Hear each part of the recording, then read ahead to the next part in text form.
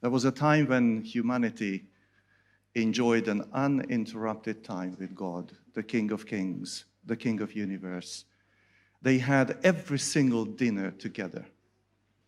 But sin came in and interrupted this communion. Since then, God had always had this desire and longing that we would come back, we would come home, and we would once again be at the King's table. You got an invitation to the King's table. And the King is longing for you, that you would come and you would enjoy. And you would take the place which is designed especially for you. The table is set. And the King is inviting all of us to come back, come home, and to deal with those things which have interrupted our communion with God. Whether this is only a couple of days, or this is weeks or months ago. Paco had a really big fight with his father. He said and done something which made his father asking him to leave home and never return. So he went around and wandering around the streets of Madrid for weeks and months, but the father longed to see his son again. He had no chances to meet his son again on the streets of Madrid. And an idea came into his mind saying, maybe if I'm taking the most used and well-known newspaper of Madrid, the El Liberal, and if I placed an advert in that newspaper on the front page saying, Paco, come home, please. Let us meet in front of Montana Hotel in Madrid next Tuesday at noon. Everything is forgiven. Papa, your father. The father was anxious. His heart was beating in his neck as he is approaching the corner just to turn to see Montana Hotel. And he's wondering, is my son coming? Is my son going to be there? And as soon as he turned the corner, just to realize that 800 people with the name of Paco were waiting for their fathers just to see them and being reconciled. And his Paco was among the 800. Are you a Paco this morning? Because the Heavenly Father is extending this invitation to us, saying, the Heavenly King is inviting you for a dinner. The communion supper is the dinner of the King on earth, and He's inviting us to be part of it. In the Old Testament, there is a wonderful story of grace, a wonderful story of invitation at the King's table. You know, God's grace is portrayed also in the Old and the New Testament, and sometimes we have a hard time to find God's grace in the Old Testament. But this story is one of the most beautiful stories of grace in the whole Bible. What is God's grace? God's grace is a positive and unconditional acceptance of another person. Grace is giving you exactly what you do not deserve. In 2 Samuel chapter 9, verse 1, we read, and this is the introduction to this story, David asked, is there anyone still left of the house of Saul to whom I can show kindness, grace, or mercy for Jonathan's sake? Is there anyone? Is there anyone, whosoever, as the King James Version is stating? Is there anyone, not somebody highly qualified, not somebody who would be worthy to be invited to the King's table, not somebody who would be worthy to the grace of the King, just anyone? This is the unconditional acceptance based on the unconditional love and grace of the Heavenly King. Are you anyone? Are you one of those Pacos who are being invited to come back, come home? And finally, in the court of King David, they found someone. The king asked, "Is there no one still left of the house of Saul to whom I can show God's kindness?" Ziba answered the king, "There is still a son of Jonathan. He is crippled in both feet." Grace is always asking the right questions. David is asking, is there anyone? And Ziba comes and says, yes, there is someone, but he is crippled. If you read between the lines, Ziba is whispering to the king, saying, "King David, this guy would not look nice at your table.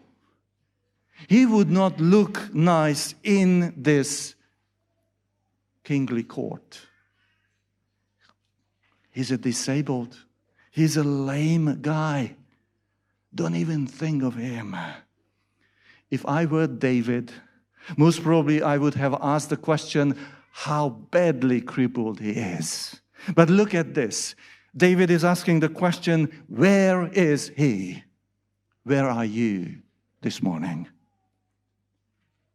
God is not asking how crippled you are, how broken you are, but he is asking, where can you be found? Because he's asking you to come near, to come and accept his invitation to come to the table. Don't worry about your crippled feet. Take your feet to the foot washing and let the foot washing do its duty to make you again ready to come and receive the meal offered by the King of Kings. Grace travels a long way to reach people. In verse 9 we read, the king is asking, where is he? Ziba answered, he's at the house of Machir, son of Ammiel, in Lo-debar. You know, in Hebrew, there are very interesting words, there are very interesting names, which actually explain certain settings, certain things. Lo in Hebrew means no. Debar means pasture. Lo-debar means a barren place with no pasture. And even if you go and dig deeper, this means where there is no communication, where there is no word between people. So this is a place behind the back of God, far away that nobody would detect it. Why, you would ask the question? Because in those times, if a new king came on the throne, he had the first duty to execute everybody from the family of the previous king. But David made a promise to Jonathan, his friend. And Jonathan said, David, when you are becoming king, would you make a promise that you would show grace, you would show kindness to my family, please? And David said, yes, that is what I'm going to do. I'm going to show kindness, I'm going to show mercy to your family, to all your descendants. And now David remembered this. But Mephibosheth, he didn't know about this promise. What happened with Mephibosheth? How crippled was he? 2 Samuel chapter 4 gives us a little bit of background. Jonathan, son of Saul, had a son who was lame in both feet. He was 5 years old when the news about Saul and Jonathan came from Jezreel. His nurse picked him up and fled. But as she hurried to leave, he fell and became crippled. His name was Mephibosheth. What happened? When the news came that Saul and Jonathan were killed, all the house of Saul decided to flee because they believed that the new king is going to execute all of them. And as the nurse picked Mephibosheth up, we don't know how it happened, but the nurse somehow dropped him. We don't know what is the height he fell, but the thing is that he got crippled on both feet and he could hardly walk. He became lame. This guy, he lives in Lodebar, far away from anyone. He believes that he is going to live a peaceful and unnoticeable life. When the soldiers of the king approached his house, he most probably looked at his wife and at his son, whose name was Micah, and most probably he said, "That's it. The soldiers of the king are coming for me, and they are going to take me and kill me."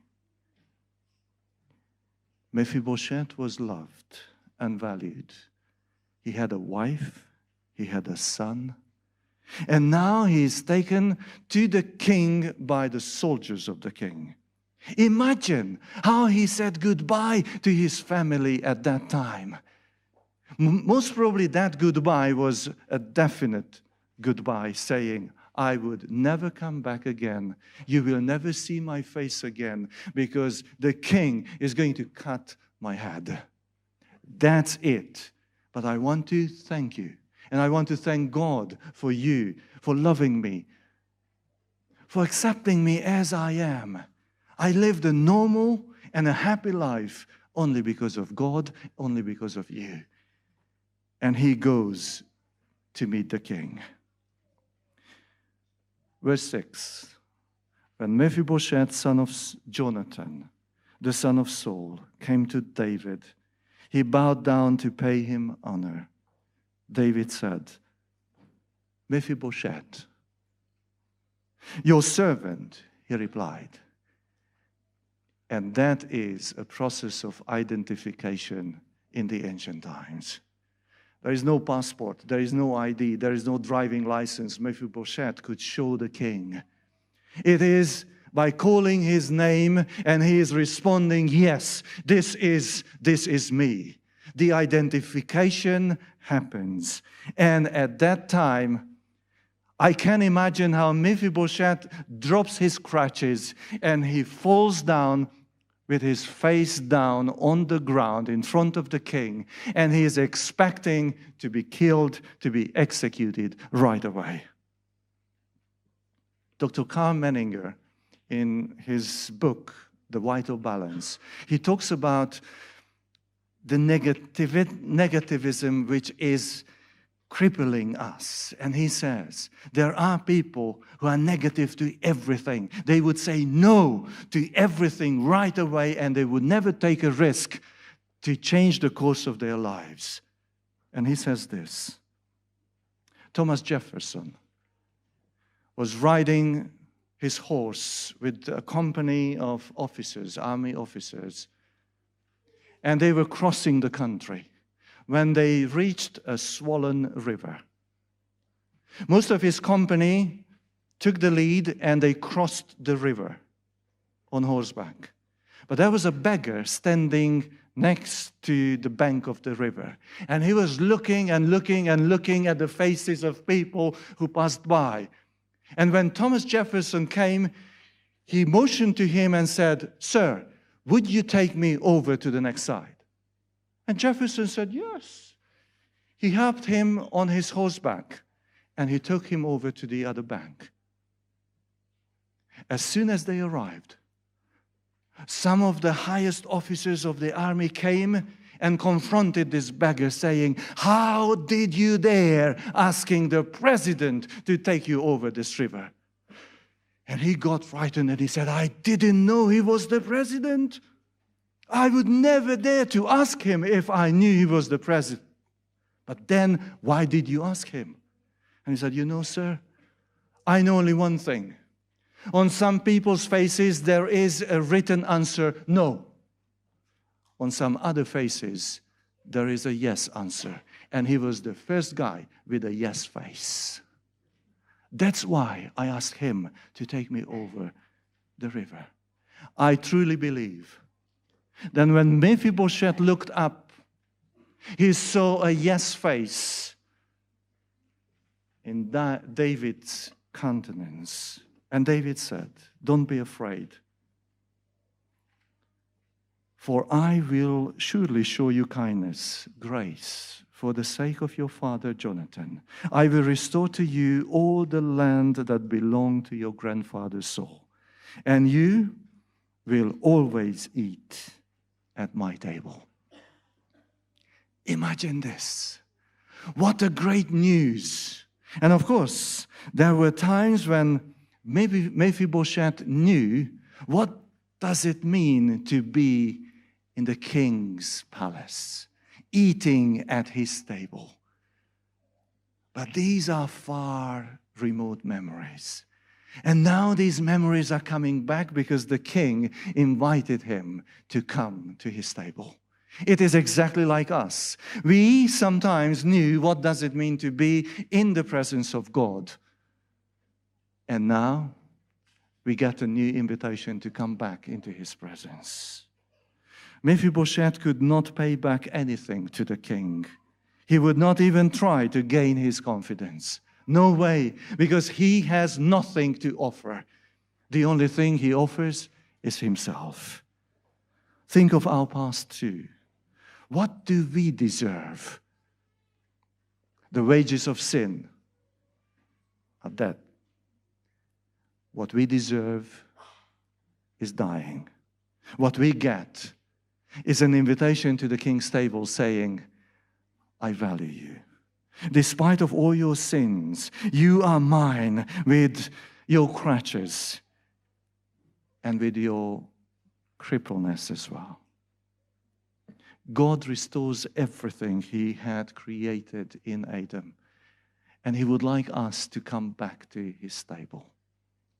I don't know about you, but today I feel like a crippled Mephibosheth. And I know that our feet are sometimes a hindrance to take a step, to come to God. And that's why I'm inviting all of you to take part of foot washing, because there is something happening when we wash each other's feet.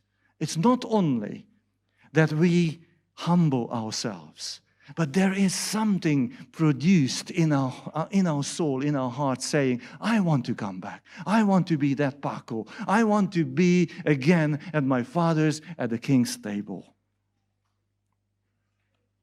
You are invited to the king's table. Imagine this. After Mephibosheth moved with his family, the king is preparing for the dinner. He arrives first, and he occupies the first place at the table. And then you see Amnon. He is the prince of the kingdom, handsome young man. Then Joab comes. He is an honored guest at the king's table, who is a warrior, the commander of the army of the king.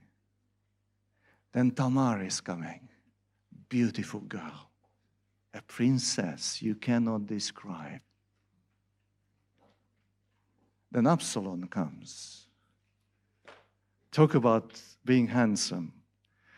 From top to toe, he probably is a guy without blemish at first sight. Little Solomon, he was still doing another math exercise when he hears the ring. And then he leaves the maths, and then he comes down and he takes his place at the table. And everybody is still waiting. When you could hear from the distance, clump, clump, clump, clump, clump, Mephibosheth is coming. And everybody is smiling. We don't start until he arrives. He takes his place at the table. He apologizes because he was a little bit late because of his lameness. And the tablecloth of the King's grace is covering his lame feet. And they start eating. Imagine this. Jesus has promised that he's not going to eat and drink of this wine until he is going to drink it with all of us, with you at the King's table. You, my friends, my brothers and sisters, you are invited to the King's table.